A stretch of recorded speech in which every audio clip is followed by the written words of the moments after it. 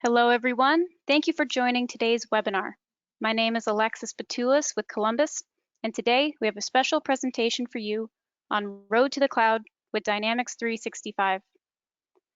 We started the call by muting everyone, so if you have any questions during today's presentation, please use the question box on the upper right-hand side of the screen to ask any questions that may come up during our session.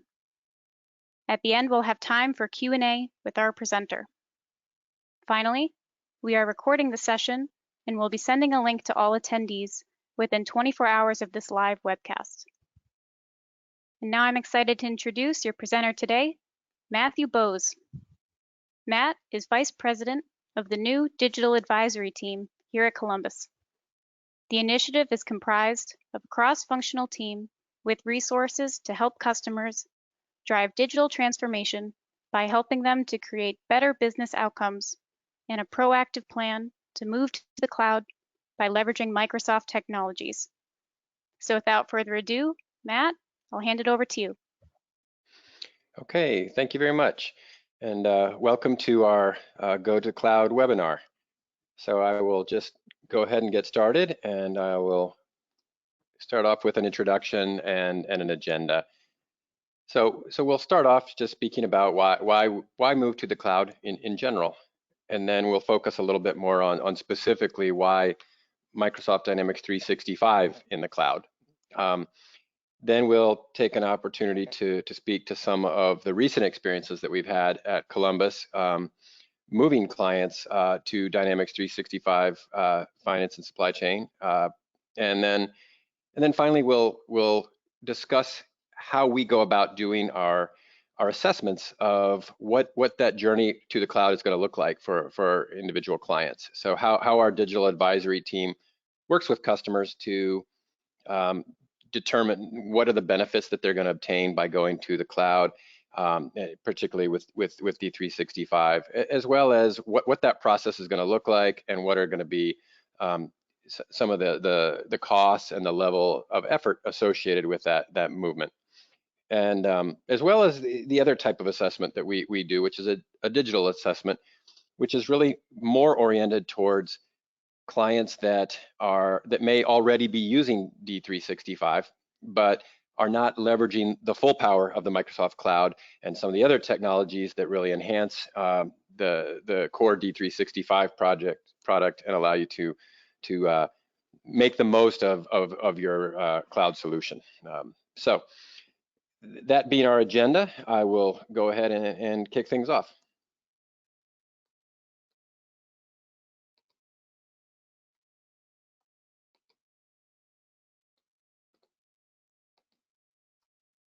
So when we talk about moving to the cloud in general terms, these are a lot of the reasons that I think are commonly spoken of and mentioned when you do searches on reasons for going to the cloud. I think first and foremost, one of the most common ones is security and disaster recovery. Microsoft's vast investments in security and infrastructure for disaster recovery afford businesses a level of security that would really be impossible for them to achieve on their own. So that's really one of the #1 reasons why we see people wanting to make a move to the cloud. Another commonly cited reason is the importance to deliver software via the web, allow access from anywhere and with all kinds of mobile devices. So recently we're seeing a trend towards people starting to work from all sorts of different mobile devices and working on the go. And so a traditional model is becoming less and less really appropriate for the modern workspace. And so that mobility and access really lends itself to a cloud-based solution. Of course, cost is always a significant factor, and what we've seen really based on our experience is that on-premise ERP is on average about 3 times the cost for setting up and deploying as cloud ERP. So clearly a very significant advantage. And then finally, scalability. Immediate access to the nearly limitless resources of the Microsoft Cloud. Because because the cloud's a consumption-based model, you can scale up as far as you need to go. But I think perhaps even more interesting is the ability to scale down as the situation calls for. In a traditional model, you have to invest in the infrastructure that allows you to meet your peak needs, and you have to hold on to that. Whereas in a cloud model, you can scale up, and then if you have seasonality or any reasons why that peak is gonna temporarily go back down, you can scale right back down, and of course that ties back to the cost model as well. Those costs scale down with it, right? So you're not having to invest and hold on to the infrastructure and the assets that are only necessary for those peak moments. So I think in a general sense, those are some of the most compelling reasons that we typically hear about why people are moving towards the cloud. And I think as we start to speak about the D365 context, we'll see a lot of those really apply very, very well there. And hopefully we'll even see how, particularly from a cost perspective, that's a particularly attractive reason for going to the cloud offerings for ERP that Microsoft has. So we will now start to focus a little bit further on that topic.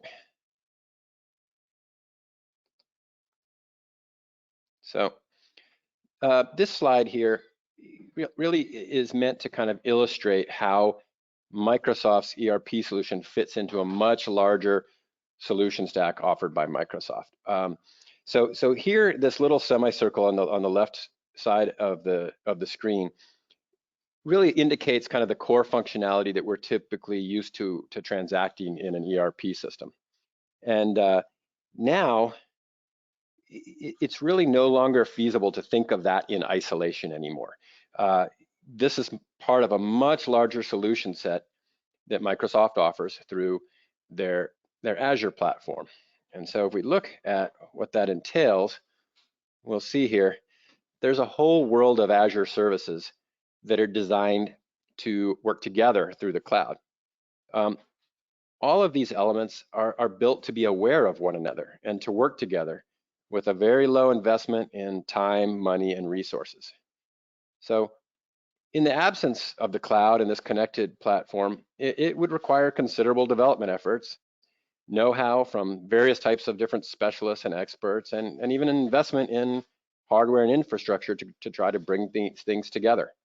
Whereas now Microsoft, because these solutions are aware of one another, it gives you the opportunity to have really what as we like to use in the Microsoft terminology, like citizen developers, citizen experts that are capable of leveraging each of these tools and making them work together without having all of that niche expertise in various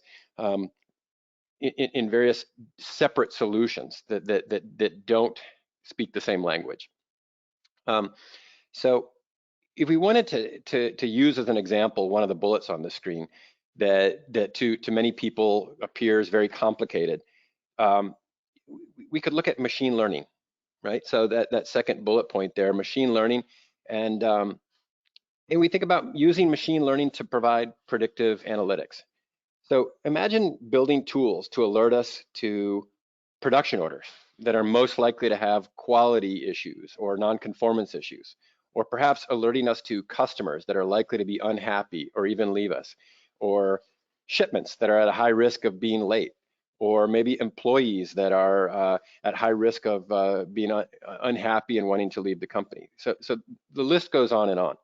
Well, all of that data is sitting in our domain, right? Most of our clients are sitting on data that would help us know these things. It would help us understand, well, what are the production orders that are likely to have quality issues? Now, the problem is that until now, our clients would have no practical way to apply models to do the analysis to find out, well, which is the production order that meets all the characteristics that mean that it's going to be likely have a quality issue. Well, that whole idea sounded, very daunting, and you would just think, well, how could I pull all that data together, apply statistical models to interpret it, and then make predictions about which production order is going to have quality issues? Well, Microsoft provides us with a very user-friendly tool set that allows us to pull in the data from our ERP system that needs to get analyzed. It gives us pre-built sets of algorithms and statistical models for performing analysis on the data, finding, well, what inputs do actually have relevance on the quality of our production orders, and then the ability to define how many server resources we need to bring to bear on processing and crunching that data right from the Azure cloud. And then finally, we can take that output from that statistical analysis that those pre-built algorithms can run against the data. So we take that output and that can get consumed by Power BI, another Microsoft tool, to produce reports and dashboards that can alert us to the likelihood of these events occurring. So, excuse me. So I think that's a very good illustration of how the data that's in our ecosystem today can be brought together. We can leverage out pre-built tools by Microsoft to do that analysis and the crunching, and then we can take those tools and convert it into meaningful information that can be presented to the personnel working on the production floor or in any aspect of the ERP system. So I think the bottom line here really is that we need to stop thinking about ERP in isolation, and we need to think about how ERP fits into this larger scheme of services that are hosted in the Azure environment, and make sure that if we're going to leverage the full power of the ERP system, that we're cognizant of all these opportunities that are available to us, and really the ability to bring these different tools together is made much easier by being on the cloud, where these systems that have an awareness of one another can be very readily brought together. So hopefully that gives a good example of kind of the power of going to the Microsoft cloud, specifically for D365, and really kind of that this reason is above and beyond a lot of those other reasons that we traditionally see as being motives for wanting to go to the cloud. So what I'm going to do is I'm actually going to share another little illustration of kind of the Microsoft D365 overall environment. And you know, as we know, D365 is a suite of offerings that addresses the whole range of traditional ERP functions, right? So finance and operations, project management, human resources, talent, sales, marketing, customer service, field service, retail. And you know, our ERP practice at Columbus, which is led by Paul Gomez, is devoted to deploying all of this functionality. Now, the primary purpose of deploying an ERP system, aside from allowing you to gain control of your operations from a transactional level, is that it sets the table for all of those other Azure services that we just talked about. It's really the starting point. The larger picture is all the solutions that wrap around this figure 8 of core ERP functionality. And with our team at Columbus, you know, we can help our clients see value in all of these different areas that wrap around the core ERP system. So we have a cloud and infrastructure management practice led by Lance Baldwin. We have a data and analytics team led by Mario Schwartz. And we also have the new digital advisory team that I'm leading. And, you know, that's our purpose, is to be ready to help clients take advantage of this entire stack that Microsoft has put together. So what I'd like to do is now speak to a couple of cases that we have of clients that we've recently taken to the cloud, and talk about how we've followed this methodology of kind of setting the table with the ERP and then building upon that to start to really take advantage of some of this next level offerings that Microsoft has put out there. So the first example is SimStar, which is an implementation that we delivered in December of 2019. And I think the real focal point of this slide and this work that we've completed at SimStar is that Columbus came in under budget and actually early on that project. And what that did is that allowed SimStar to take advantage of that additional budget to immediately start into the work of taking their system to the next level with an analytics project. So they immediately embarked on a data and analytics project with the leftover budget from their ERP system. And so, we can see a little list here of some of the benefits that they got from this implementation. And as I mentioned there, that fourth bullet point, that analytics and intelligence capability to really allow them to take their business to the next level. The next one that I'm going to discuss is Amy's Kitchen. And that's another recent D365 project. So this was a little bit earlier in the year, 2019. They completed their upgrade to D365 from AX 2012. And what I like about this slide is Lori Lapinska's quote about Columbus, saying that Columbus understands that you can't have good systems in place without a foundation of business process. So just as we talked about how ERP sets the table for analytics, Internet of Things, connectivity, machine learning, well, the foundation of a solid ERP project is sound business processes. That ensures not only that the proper internal controls and procedures are in place, but also that we're able to actually feed our systems with the meaningful data that's worth analyzing. So the journey really starts with building that foundation of business processing and understanding your business processes so that we can architect a well-conceived ERP implementation that will produce the data that you need to use in your analytics and some of these other advanced services that Microsoft's offering. So you really are building that foundation in terms of defining the processes, ensuring that you're going to be able to capture the appropriate data and then leverage it later on. And so we believe at Columbus that that's one reason why it's very important that there's a lot of cohesion between the team that's doing the ERP implementation, the team that's doing the CRM implementation, and then the team that's doing the analytics work, right? These things all play together.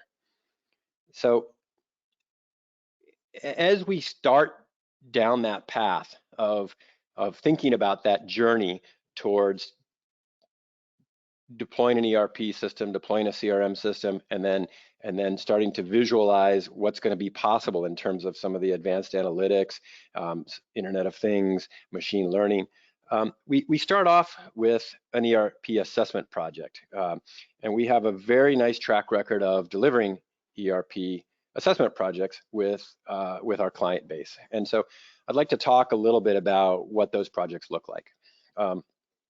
So fortunately at Columbus, we do have a large base of clients that are coming off of some of Microsoft's on-premise solutions and that are very eager to continue working with Columbus as they think about their journey to the cloud. And so we leverage that existing relationship that we have with those clients and the consultants that have worked with them on their legacy on-premise solutions to really capture that understanding of what their needs are, and we will leverage that same team that's been working with them, perhaps for years on their legacy system, and we will use them as a bridge, working hand in hand with our consultants that are going to be assessing what the new world might look like with the modern cloud solution. So that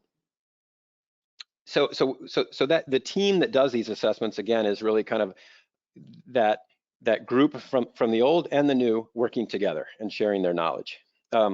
So when we go about doing the project, we start with an envisioning session, and so that first column, and really there's about a half of a day of envisioning. And what our purpose here is to understand, or to help our client to understand what's possible with the new cloud solution. So there may be features, functionality that are available that the client simply didn't fathom would be available in an ERP software. So it's important to kind of at least make the customer aware of the realm of possibility and share what the system can do. Now, of course, what we try to do is tailor that to what we understand to be challenges, issues, and requirements. And again, that's the benefit of partnering with that team that was working with the legacy on-premise system. And so that's this kind of review of what's possible, sharing, demoing the system, talking about all the different features and functionality is a good starting point. And then of course we'll do a technical overview where we'll talk about from a technology standpoint how things might change and how we might leverage some of the new tools for integrations, for reporting and analytics, et cetera. And of course, once we finish this envisioning session of about a half day, we move into the much more detailed requirements gathering. And so while the envisioning is a lot about understanding what can the benefits be, the detailed requirements are more about what's going to be the level of effort to get us there, right? So we have to understand, first and foremost, what are the functional requirements for working in the software? What are the business processes that we need to address using the software? And furthermore, what's the level of maturity of those processes? So for example, if a given process, let's use, for example, purchase requisitioning. If that process is being done today in the legacy system and it's working perfectly, well, it's a mature process that is probably not going to require a lot of reimagining, re-engineering, analysis, and design. It's going to be a lighter load of work. If the process is being done today, but because of maybe some of the limitations in the software tool, it's not really an ideal process, then of course it's going to require an additional level of effort. And we'll talk about taking advantage of this new project as an opportunity to improve and build upon that and perhaps re-engineer that process. And then of course, at the other end of the spectrum, we have the scenario where a given process is absolutely not being addressed via software today. It's being done offline in Excel spreadsheets, or it's being done manually, and bringing that into an integrated ERP system is going to be kind of a new world for us. Well, then that's going to be a different level of effort. So we spend a fair amount of time going through these functional requirements and really harnessing what's the scope of the project, as well as the level of maturity for each one of the business processes that need to be addressed. And we come up with our functional scope. As far as data strategy, the second block here on this list, it's a very similar process. We have to understand what are the requirements for first and foremost, data migration. So which data needs to be brought across from your legacy system to the new cloud system? Is it just master data and open items, or do we also need to bring across historical data? And if we have to bring across historical data, from what portions of the system? Do we need just sales history, or do we also need purchasing history? Do we need inventory transaction history and production history? And then beyond that migration of the data also has relevance when it comes to integrations between different systems. So we might have, in addition to the core ERP system, we might have some very industry-specific niche applications that you're using, and there's the need to share data between those systems, and we need to understand kind of the strategy for that going forward. Along the same veins would be reporting strategy. So we have to understand the requirements that you have for reports, the method that you'd like to deliver those reports, what are the sources of data for those reports, and get an understanding of your data journey, really. What are you looking to accomplish via analytics and reporting, and how would you like to get there? So again, starting to think about going beyond just the core ERP implementation, but where do we see opportunities to take advantage of some of these other services above and beyond just the core ERP implementation with its standard reports and alerts and so forth. And then finally, we also do an analysis of the cost of the licenses. So we need to understand what are the different user roles that you have. So who are the personnel that would be interacting with the system, and what functions do they perform at your business, so that we can then determine what type of license they're going to require in order to be able to perform their job function. And usually this is an area that provides some very, I would say, pleasant surprises for a lot of our clients. The cost of ownership of the licenses is very, very compelling. So in the old world, where you have to buy licenses and then you have to pay maintenance on those licenses on an annual basis, and furthermore, you're paying either hosting fees to a hosting partner, or you're paying for all the costs of the infrastructure and the support of your in-house system. Now, in the new Microsoft Cloud model, you're paying a subscription fee per user license, and that's it. There is no additional cost above and beyond that. And what we found is that our clients find that the software costs are very, very competitive. And in many cases, we've actually found that their ongoing software license costs are actually reduced by moving from continuing to pay the maintenance fees on their on-premise system and moving towards using the cloud system. And that's without even taking into consideration all the savings in terms of infrastructure and so forth. So that's usually a very, very compelling case, and makes the return on investment from moving to a cloud solution very, very compelling. So we've had a great deal of success doing some of these ERP assessments with our clients, and find that it really does allow them to build that ROI case for moving to the cloud. So you kind of take the envisioning to figure out, well, what are going to be these benefits that you're going to achieve, and then you take those detailed requirements for the level of effort, and we can put together a nice ROI analysis for you to really determine what's going to be that return on your investment by moving to the cloud.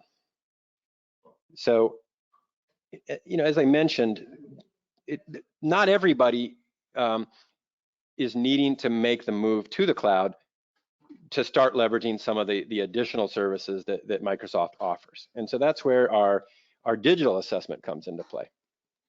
And the idea behind the digital assessment really is to work with clients that might already be on the cloud, but that are now looking to take their utilization of the system and the Microsoft solution set to the next level. So what we do is we kind of follow this plan that's laid out on the screen here to make that assessment with them. And everything always starts with defining your objectives, right? What are the key questions that the business leadership and the operational team would like to have answered? So what are the problems that you want to solve? What are the questions that you need answered? And then from there, we'll scan the data landscape within the organization to uncover the data sets that could potentially be shared and joined to yield meaningful business insights, right? So do you have information in different software systems that needs to be joined together so that you can take that data and analyze it and form some meaningful conclusions? Is it even outside of your core business applications? Is it in things such as Outlook? Is it in Twitter? Is it in LinkedIn? And we have tools for taking some of that more unstructured data and bringing it together as well. So first thing we're doing is scanning the data landscape and seeing, do we have the data that would support the analysis to answer the questions that we want to answer? And then what we'll do is we'll move into that uncovering the opportunities and the problems by leveraging predictive analytics. So as we discussed in that earlier example about predictive analytics, really, how can we take the data that might be in our landscape today and apply computing power to perform some statistical analysis of that data and perform some interpretations that can then be alerted to the user. So we're really moving from a scenario where a user is looking at a report and then having to determine what to make of that data, how to interpret that data, and what actions to take, to a world where we're harnessing computer power to do some of that analysis of the data and then alerting the users. And what's really nice about the Microsoft solution set is that Microsoft has provided a set of tools that do that work for us. So they have pre-built algorithms that will do the analysis of that data, so that we don't need to have a data scientist on hand to do that number crunching. And furthermore, we don't have to then find some way to take that analyzed data, that where those algorithms are being applied, and then figure out, well, how to insert it into a tool, a delivery method, like a reporting tool, a dashboard, or a report. Microsoft provides one integrated solution set that allows us to take the data that we want, perform the analysis that we want on it using pre-built algorithms and tools, and then insert it into a reporting mechanism. So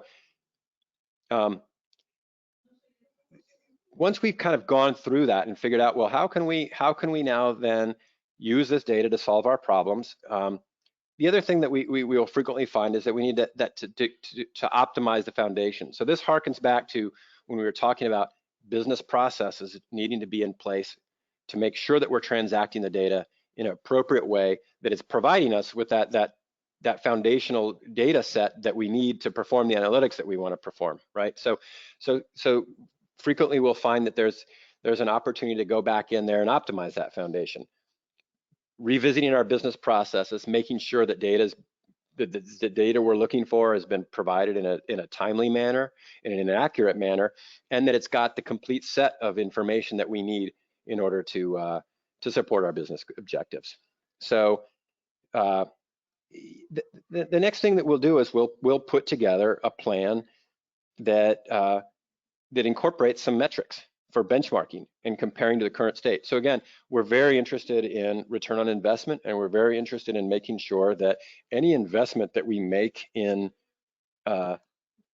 analytics or in connectivity, Internet of Things, any of these things that we do, we're wanting to make sure that the investment that you put in is gonna yield benefits that make it worthwhile. And I think that one of the real strengths that we've had at Columbus is precisely in that area, where we find that the return on investment in many of these projects is measured in months, not in years. And so these really are very, very cost-effective, bang for your buck projects. And then finally, the final piece to the puzzle really is putting together that action plan for actually deploying this. So again, the purpose of the assessment project is to devise that plan and make sure that we've got everything in place to start down this journey together, and that we have an ROI in place so that we can successfully justify the project, and then we'll devise that plan to embark upon the project with our clients. So this is how we work with our clients at Columbus to either be making that jump from an on-premise system to the cloud, or to be making that leap to really fully leveraging the cloud by going beyond just ERP. And so hopefully that is helpful and provides a little bit of an insight into what it might look like to take the journey to the cloud through Microsoft and Columbus.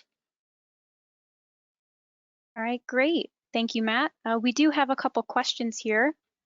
Could you explain who will be doing the assessment and what's required to get started? Sure. So we have a digital advisory team, which is a brand new team formed at Columbus, which I'm heading up. And this team consists of enterprise architects who are experienced consultants, predominantly coming from an ERP background, but that have a very strong awareness of a lot of these other tools that we've been referring to throughout the presentation. And generally the the assessment is performed by members of that digital advisory team. So these are very strong lead solution architects from the ERP space that guide us through the process. And as I mentioned earlier, for the most part, we do try to involve the consultants that have that background knowledge of having worked with the client on their legacy system. So if the client is a Columbus customer that has been working with GP or NAV or AX, then we will involve the consultants that have been working with them on those solutions. So to get started, really, it's a we actually do have a questionnaire that we'll typically send out, and if it's a customer of ours, for the most part, we can fill out that questionnaire internally and then just send it to the client for their editing and approval or validation. If it's a customer that is not an existing Columbus customer that would like to work with us, we would send them the questionnaire and then arrange a phone call to explain the questionnaire and talk through it with them to make sure that the questions are clear and that they feel comfortable answering them. And then from there we schedule the assessment, and it's generally, an assessment is generally 2 days of on-site work.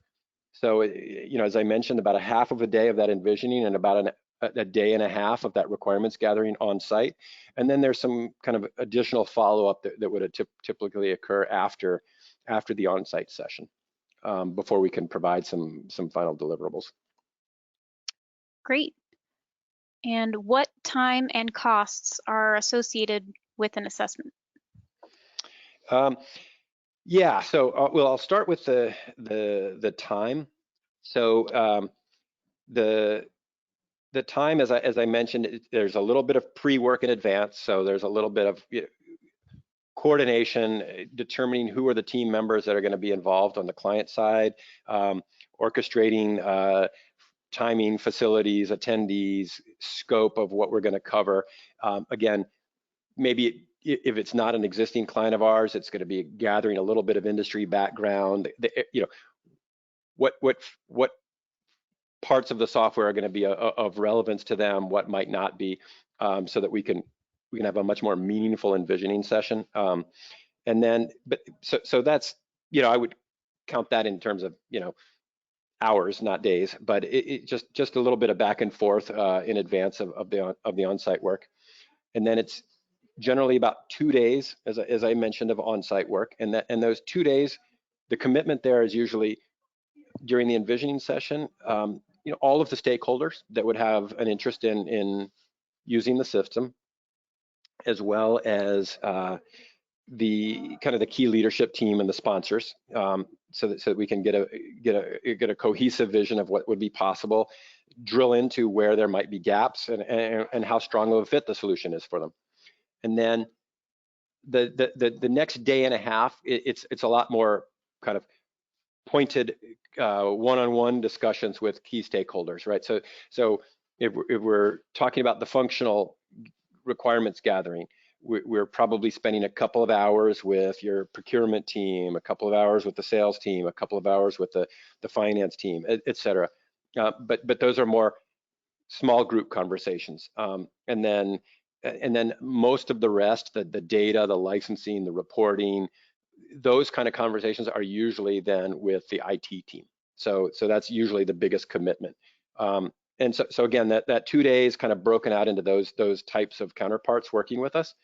And then again, we kind of move back into a little bit more of a ad hoc kind of back and forth, answering some questions, responding to some questions,